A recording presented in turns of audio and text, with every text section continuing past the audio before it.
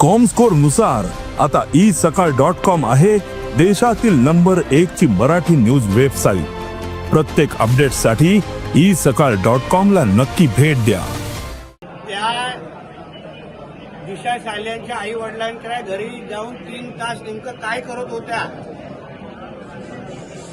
काय किती दबाव तिने टाकले, किती धमक्या दिल्या, त्याच्या वडिलांनीच स्वतः सांगितलेलं आहे की आम्हाला ब्रेन वॉश केलं जात होतं। पेडणेकर ताईवर दिशा साल्यांच्या वडिलांनी याचिका दाखल केली, 2 तारखेला सुनावणी। चांगली गोष्ट, स्वागताची गोष्ट आहे।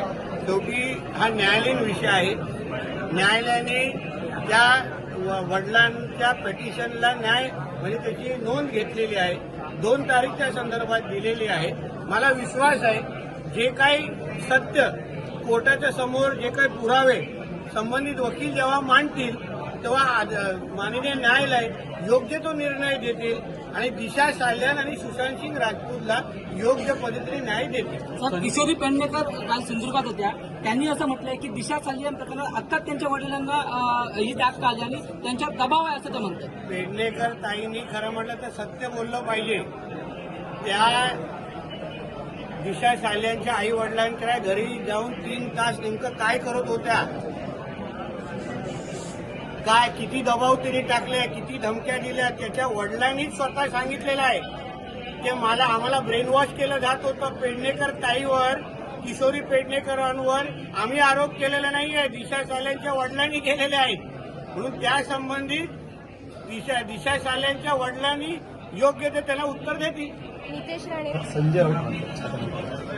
आहे ना, जो स्वतः डोक्याने खाली असतो त्याला सगळेच मनोरुग्ण वाटतात। आता तुम्ही वेड्यांच्या हॉस्पिटलमध्ये गेलात तर प्रत्येक वेड्याला दुसऱ्या वेळेत दिसतात, तसं युबीटी हे मनोरुग्णच आहे।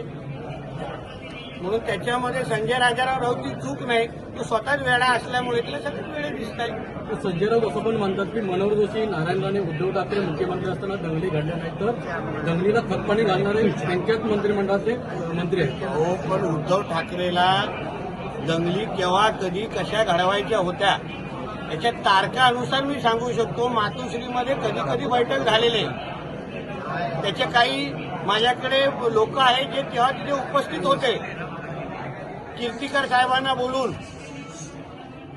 उद्धव ठाकरेंनी कसं दंगलीची प्लॅनिंग केलेली, तिथे जो आय विटनेस होता तो तुम्हाला सांगू शकतो। म्हणून तेव्हा संजय राजाराम राऊत शिवसेनेमध्ये नव्हता, लोकप्रभामध्ये होता। म्हणून उद्धव ठाकरेला जेवढा आम्ही ओळखतो ना तेव्हा तेवढा संजय राजाराम राऊत ओळखत नाही। साहेब बाबा